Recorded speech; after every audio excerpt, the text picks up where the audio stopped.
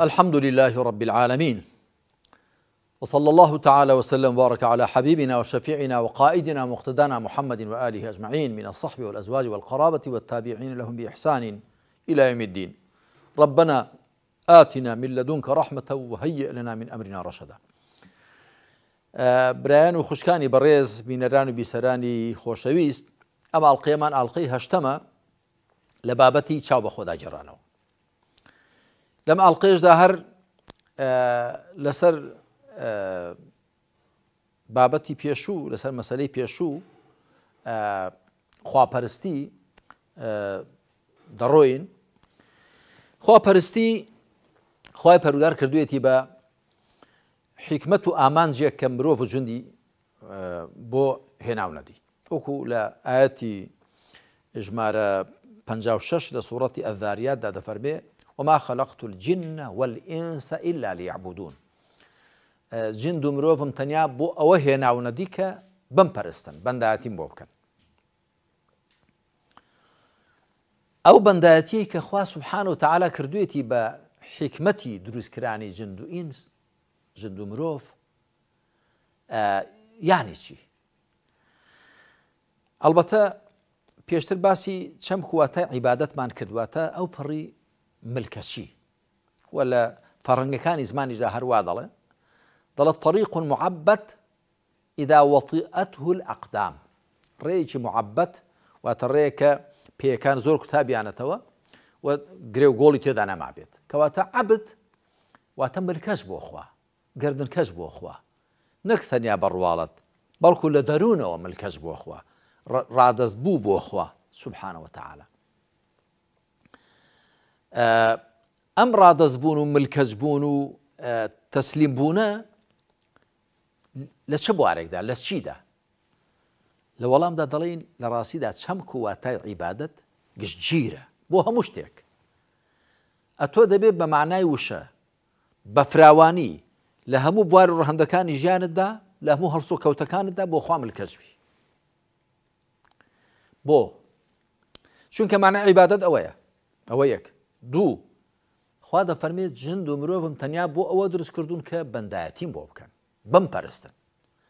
ئەگەر بەندایەتی و پەرستن تەنیا ئەنجامدانی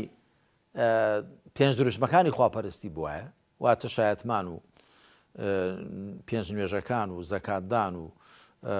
ڕۆژ و مانجی ڕەمەزان و حەج و عومڕەکردن، ئەگەر تەنیا ئەوە بووایە دەبوو هەمیشە خەریکی ئەو پێنجانە بین، چونکە خوا دەفەرمێت بەس بۆ ئەوە دروستم کردوون بمپەرستن. ئەگەر پەرستن تەنیا ئەو پێنجانە بوونایە، بەڵام بە تاکید وان نییە. بۆیە پێویستە چاو بە خۆمان دابژێڕینەوە جارێکی دیکە. ئێمە بە هەموو هەڵسوکتە کەوتەکانمان، بە هەموو ڕەفتارەکانمان، بە دەروون و دەرمان، بە بیندرا و نەبیندراومان، بە ڕوح و جەستەمان، بە عەقڵ و دڵمان دەبێ ملکەش بین بۆ خوا، تەسلیمی خوا بین، ڕادەستی خوا بین. و دەبێ بشزانین هەموو هەڵسو کەوتەکانمان ئەگەر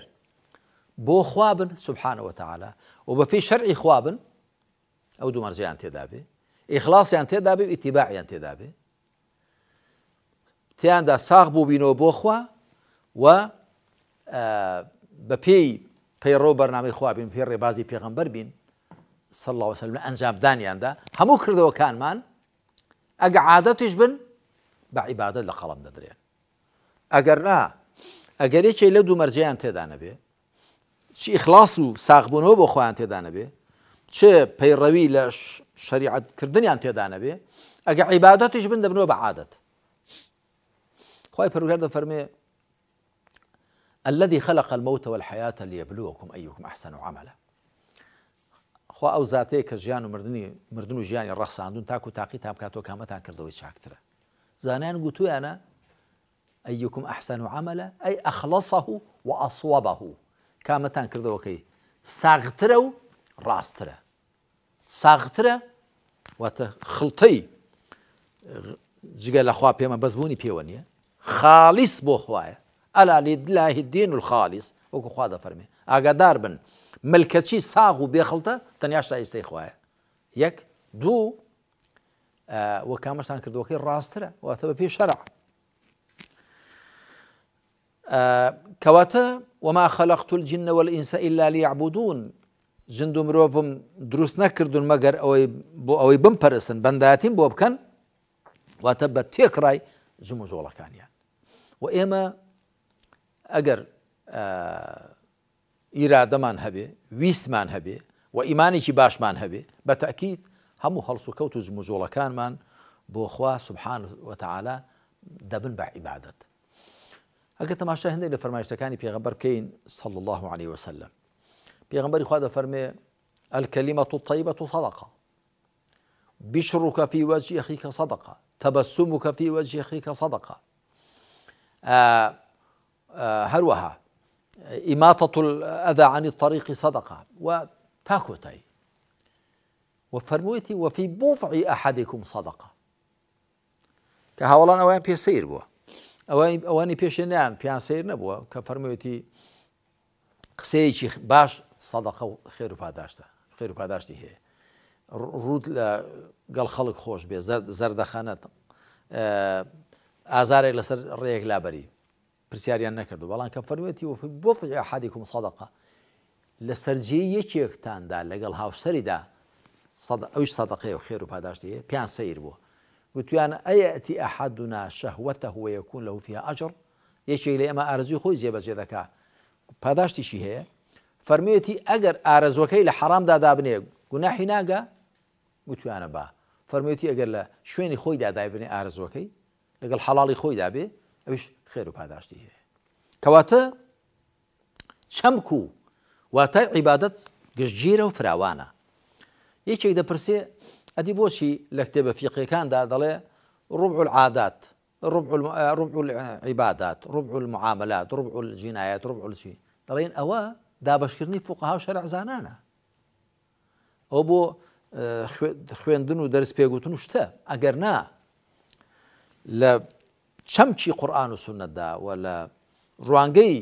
شەریعەتی خوای پەروەردگارەوە هەموو جم و جۆڵەکانی مرۆڤ دەبن بە عیبادەت بەو دوو مەرجە یەکەم مەبەستی پێ ڕازیکردنی خوا بێ نان دەخۆی مەبەستە دەوە بێ کە جەستەت بەهێز بێ و بتوانی بەندایەتی بۆ خوا بکەی بەرگ دەپۆشی ئەو نیەتەی لێبێنە هەروەها بەڕێگەدا ڕۆیشتن وەرزشکردن کار و کاسبیکردن پەیوەندی کۆمەڵایەتیەکان هەمووی دەبن بە عیبادەت تەماشام فەرمایشتەی پێغەمبەر بکەین صلی الله عليه وسلم کە لە خوای پەروەردگاری دەجێڕێتەوە تە فەرمایشتێکی قودسیە قال الله عز وجل وجبت محبتي للمتحابين في والمتزاورين في والمتجالسين في والمتبادلين في كمان نووي للرأي الصالحين ده هنايتي سنة ذكي شاك داناو خواده فرمي خوشويستني من بيويز ببو اواني لبر من يجيان خوش دوي خلق خوش بي لبر خوا خوشويستني خواد بو بيويز دوي لبر من لپێناوی مندا سەردانی یەکدی دەکەن لە پێناوی مندا پێکەوە دادەنیشن کۆڕ و مەجلیس دەبەستن لە پێناوی مندا چاوپۆشی لە یەکدی دەکەن کەواتە پەیوەندی کۆمەڵایەتیەکانیش دیسان دەبنەوە بە مای ئەجر پاداشت و دەبنەوە بە عیبادەت بە چەمکە گشتەکەی کەواتە العیبادات المەحضە کەمە زاراوێکی فیقیە عیبادەتە ڕوتەکان خواپەرستی ڕوتەکان کە دەڵێن مەبەست پێیان نوێژە و ڕۆژوویە و زەکات و حەج و عومرە و ذیکر و دوعا و پاڕانە و سەربڕین و ئەمانە بە پێی دابەشکردنی فوقەها و شەرعزانان یاخود دەتوانین بڵین ئەمانە ئەو جۆرە خواپەرستیانە کە تۆ ڕاستەوخۆ مامەڵیان پێ لە خزمەت خوادا دەکەی بەڵام ئەوانی دیکەش هەمووی خواپەرستین بەڵام مامەڵیان پێ لەگەڵ دەوروبەری خۆتدا دەکەی ئازارێک لەسەر ڕێگلا دەبەی ئەگەر نیەتە دەوە بێ خوا لێت ڕازی بێ شەر عیبادەتەوە کون نوێژەکەت ئێوە فەرمایشتە هەمووتان بیستوتانە کە دەفەرمێ پیاوێک بەهۆی ئەوەوە چۆ بەهەشت سەگێکی تینووی بینی بەڕێکدا دەڕۆی خۆی دابەزی ناو بیرەکە نێو بیرەکە ئاوی خوارد دوای هاتۆ دەرە سەگێکی بینی زمانی لە زەوی دەخشان لە تینوان دیارە من چەندم تینوش ئەوەندەی تینو بووە دووبارە دابەزیوە نێو بیرەکە بە پێڵاوەکەی ئاوی بۆ دەرهێنا بۆی ڕاگر سەگەکە خواردی خوا بۆ لێی خۆش بوو جا ئەیشێک دەیپرسی مامۆستا ینی ئیمانی شێنە بۆ خوا بۆ لێی خۆش وتم نا ئیمانی هەبووە بەڵام ینی ئەم کردەوە بۆتە پارسەنگێکی قرس چونکە خاڵی سەر بۆ خوا کردوێتی لەگەڵ سەگێکیشدا دوای پرسیاریان لە پێغەمبەر کرد عەلەیهی السەڵاتو وەسەلام ئەئینە لەنا فی البەهائیمی ئەجڕەن ئایا ئێمە لە خزمەتکردنی ئاژەڵانیشدا پاداشتمان هەیە فەرمووی فی کولی ذاتی کەبدین ڕەطیبەتین ئەجڕون هەر شتێک جگەرێکی تەڕی هەبێ واتە خوێنی لە جەستەدا بێ ینی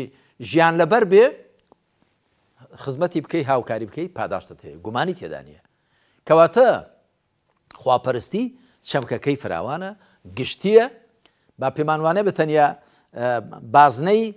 خواپەرستی ڕوتەکان دەگرێتەوە ئەوە خواپەرستی تایبەتیەکانن بەڵام شتەکانی دیکەش هەمووی بە خواپەرستی لە قەڵەم دەدرێن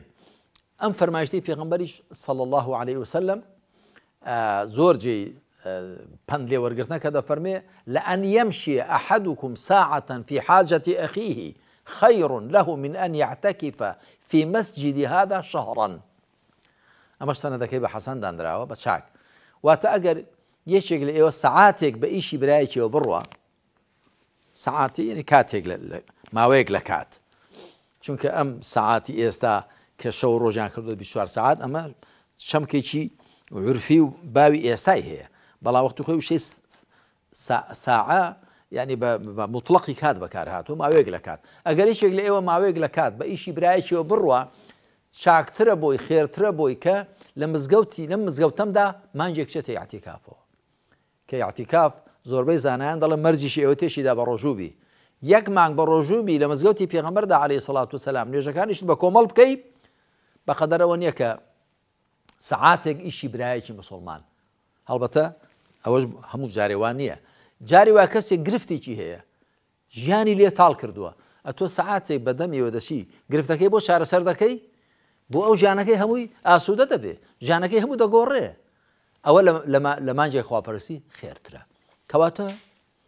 ئاوا با لە چەمک و واتای خواپەرستی تێبگەین کە زۆر گشتگیرە زۆر فراوانە و هەموو هەڵسوکەوتەکانی ئینسان دەگرێتەوە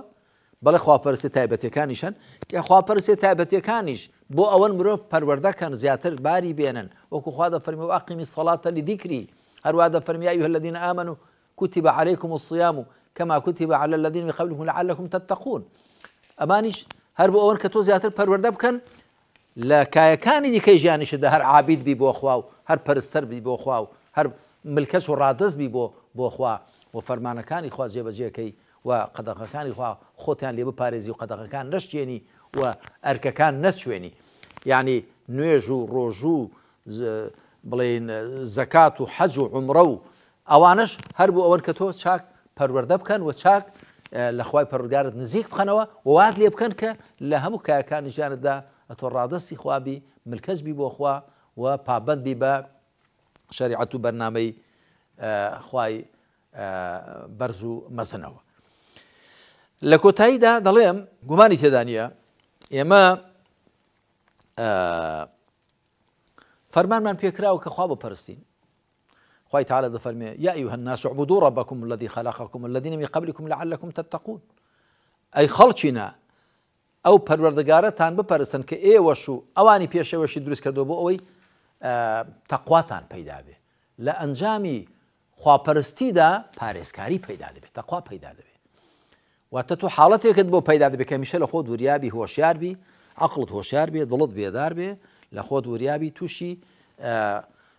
ئەرک چواندن و قەدەغەشکاندن نەبی کە تەقوا بریتێ لەو دووە تەقوا بریتێ لەوەی تۆ ئەرکەکان نەچوێنی قەدەغەکانی خوا نەشتێنی بۆی تەقوا دێتەوە نێو هەموو پابەندی بە هەموو شەریعەتەوە بە فراوانی خوا بە لوتف و کەڕەمی خۆی تەوفیق مامدا بەو جۆرە خوا بپەرستین کە خوا پێی خۆشە و پێغەمبەر عەلەیهی سەڵات وسەلام فەرمانی پێ کردووە و وا بکەین کە هەموو ژیانمان ببێتە مەیدانێک کە بەندایەتیمانی بۆ خوا تێدا بچەسپێنین و بدرەوشێنینەوە لێرەجا کۆتایی بە ماڵ خێشمان دێنین وصلى الله على محمد وعلى آله وصحبه أجمعين والحمد لله رب العالمين